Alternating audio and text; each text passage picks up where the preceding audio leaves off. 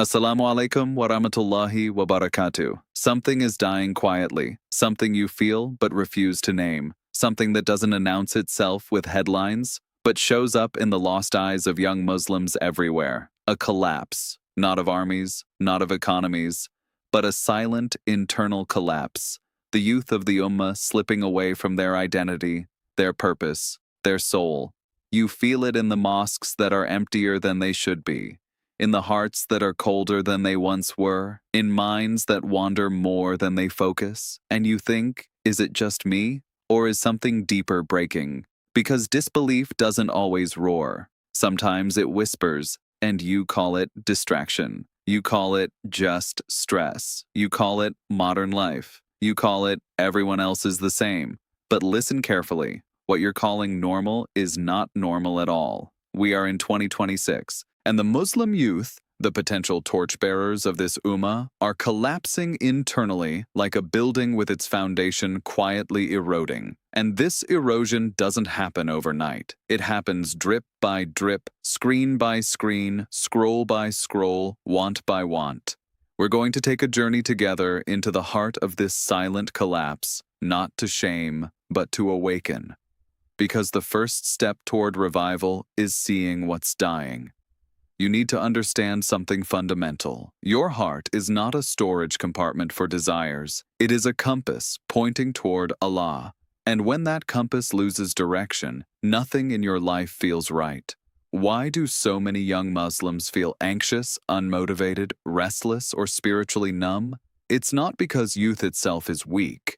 It's because the nourishment that should strengthen the soul has been replaced by stimulation that empties it. You think you feel exhaustion from effort, but your real exhaustion comes from a lack of meaning. You chase likes, but your heart yearns for connection. You chase comfort, but your soul aches for purpose. You chase entertainment, but your ruh thirsts for Allah. This is not laziness. This is starvation. And starvation of the soul is more destructive than starvation of the body. The Prophet said, "In the body there is a piece of flesh. If it is sound, the whole body is sound." Bukhari and Muslim. He was not talking about the brain. He was talking about the heart, the spiritual core that shapes every intention, every action, every dream. When that heart is weak, your identity is weak. And a weak identity cannot withstand the storms of modern life. The youth of this Ummah are bombarded on all sides. Advertisements telling them to chase pleasures. Platforms engineered to harvest attention, comparison games designed to steal joy, voices telling them that spirituality is optional, that legacy is old-fashioned, that connection to Allah can wait. And they listen, because silence feels easier than struggle. But silence is not peace. Silence is absence, and absence eventually becomes void. This silent collapse begins with tiny compromises. Skipping Fajr here. Scrolling instead of Quran there, laughing at something inappropriate because everyone does it, telling yourself just this once, but just this once becomes a pattern, and patterns become identities, and identities become futures. So what are we really facing in 2026? We are facing an identity crisis, not of culture, not of politics,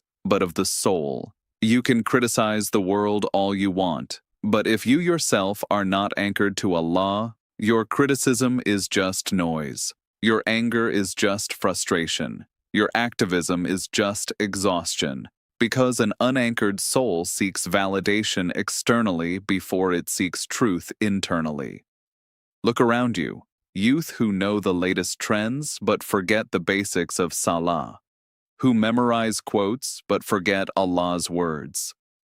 Who know how to protest injustice, but don't know how to confront their own nafs. These are not contradictions, they are symptoms, and symptoms tell you where the disease is. The disease is not lack of knowledge, the disease is lack of connection.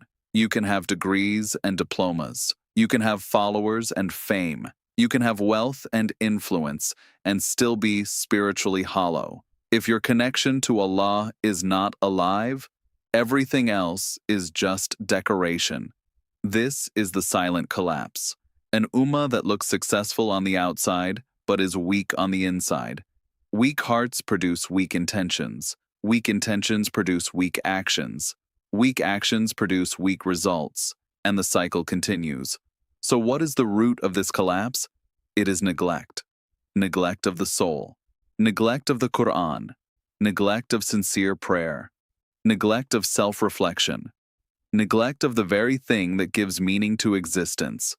Shaitan doesn't need to make you leave Islam at once. He just needs to make you forget it gradually. A little compromise here, a bit of distraction there, a shrinking of prayer, a widening of desires, a world that tells you balance is choosing what makes you happy.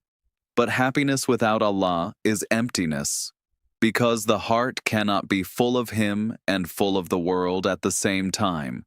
Either Allah fills it, or the world fills it, and when the world fills it, you feel full but you're starving. You feel busy but you're unproductive. You feel connected but you're isolated. This is what's happening to the youth in 2026. Not tragedy, not crisis in headlines, but quiet disconnection. And this disconnection is dangerous because it feels normal. You wake up and you don't notice the absence of God until you feel lost. You pray once and you don't feel anything until you realize you've stopped praying altogether. The collapse isn't dramatic. It's silent, incremental, invisible until it becomes irreversible. But it can be reversed. Reversing a collapse doesn't require perfection. It requires return. A return to sincerity. A return to intention.